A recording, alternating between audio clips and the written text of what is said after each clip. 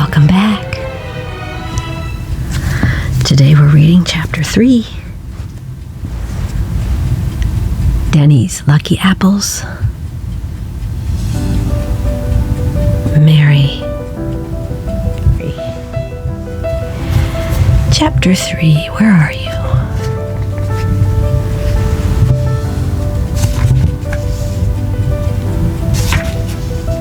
There you are. Back to the slums.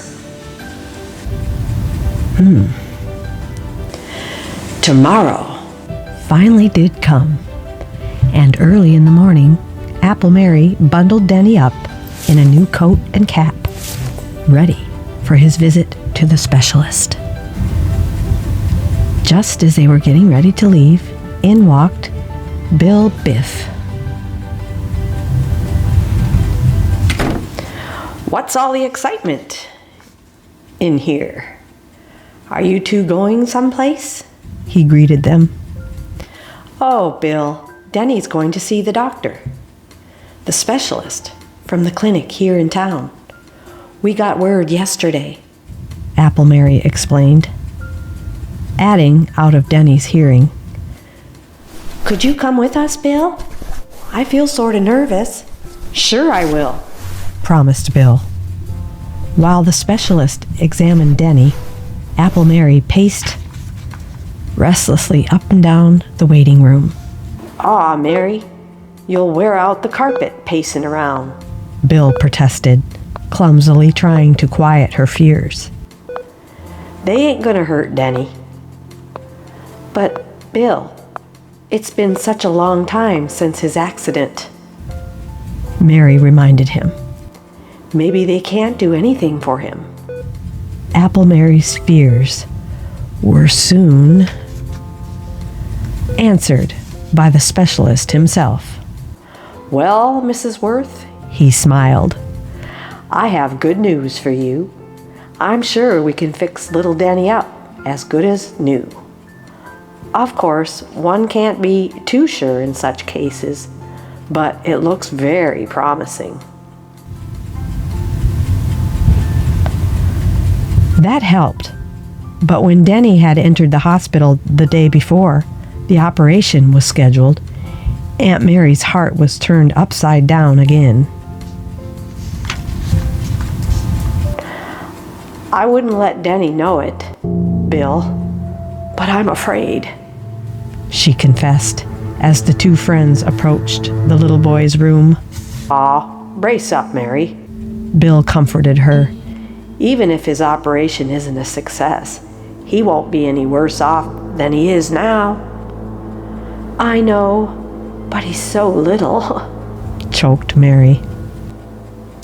And he's frightened too, only he won't admit it. Sure he won't.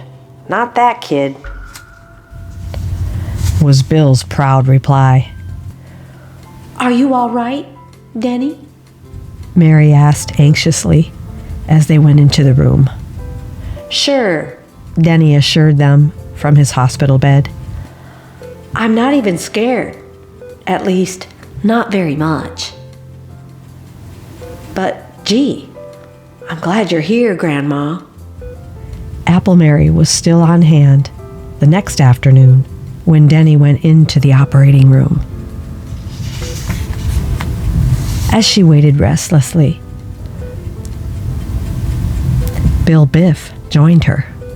Oh, say, Mary, I came over as soon as I could. How's Dennie? He asked breathlessly. He's still in the operating room, Bill, Mary murmured tensely. At that moment, Dennie's pretty young nurse stepped into the room and smiled at Apple Mary. Everything is all right, Mrs. Worth, she announced cheerily. Dennie came through just fine. A light broke out in Apple Mary's tired face. Can I see him now? She begged. For answer, the nurse led her to the bed where Dennie's tiny form was resting. Here's a chair for you right by the bed, So when Dennie awoke, he found Apple Mary on her knees at his bedside, with Bill beside her. Look, Bill. He's opening his eyes. Dennie heard her whisper. Dennie, it's Grandma. Do you know me, honey? Hello, Grandma, whispered Dennie. Gee, I'm sleepy. With that, the little boy dropped off to sleep again. Mary settled herself in the chair to continue her watch over him. Listen, Mary, Bill insisted. You ought to get some rest. Dennie's asleep. But he might wake up again, Bill, while I'm gone. Apple Mary protested. He'll sleep for several hours, Mrs. Worth, the nurse assured her. It would be a good idea if you'd just go home and relax for a while. I'll stay here beside him. Oh, maybe you're right, Apple Mary admitted doubtfully, permitting Bill to lead her out of the room and back to her apartment. When she stood again at the familiar door, tears came to her eyes. Home again? She choked. But I can't bear the thought of going up to the apartment with Dennie not there. On a sudden impulse, she went down to the apartment house basement. In the storage room, she soon located what she wanted. There's my old apple cart. The janitor thought I was crazy when I asked him to store it in the basement for me, she recalled with a chuckle. She unwrapped a bulky package on top of the cart and took out her old dress and coat. And here's the old outfit, shabby and faded and out of date. But somehow, I wonder. Now that an idea had occurred to her, Apple Mary lost no time in putting it into action. In a very few minutes, she was trundling the old pushcart down the familiar streets once more, dressed again in her shabby clothes. No one saw me leave the building, she told herself. Sure seems good to be back in harness again. This'll keep my mind occupied until it's time to get back to the hospital. No sooner had Apple Mary set up her cart at the old stand than old Tim, another friend of Dennie's, appeared. Apple Mary, he cried, shaking her hand heartily. Say, where have you been all this time? How's Dennie? He's in the hospital, Tim, Mary replied cheerfully. He had his operation yesterday. He did? Well, how is he? He's all right. He wants you to come and see him, Tim, Apple Mary invited. As old Tim trotted off, Mrs. Hardy, Apple Mary's hatchet-faced former landlady, ambled up to the cart. Well, if it ain't Apple Mary, she rasped.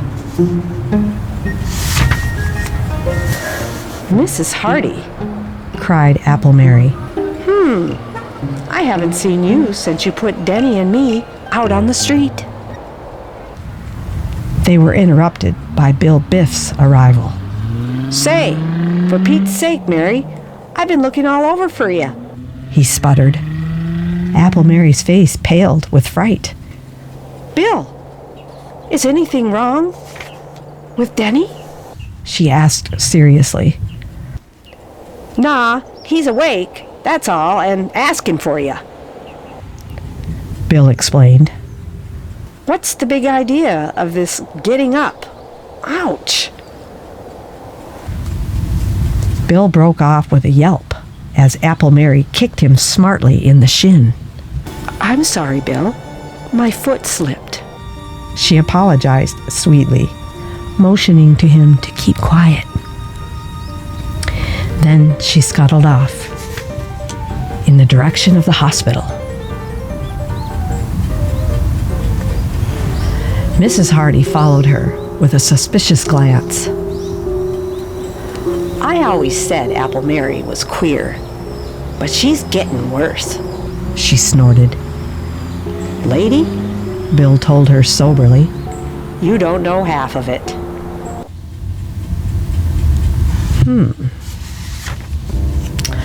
I wonder what's going to happen in Chapter 4, titled The Fairy Godmother.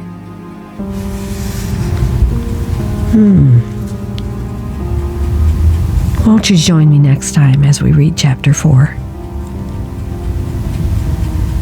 And thanks for watching today.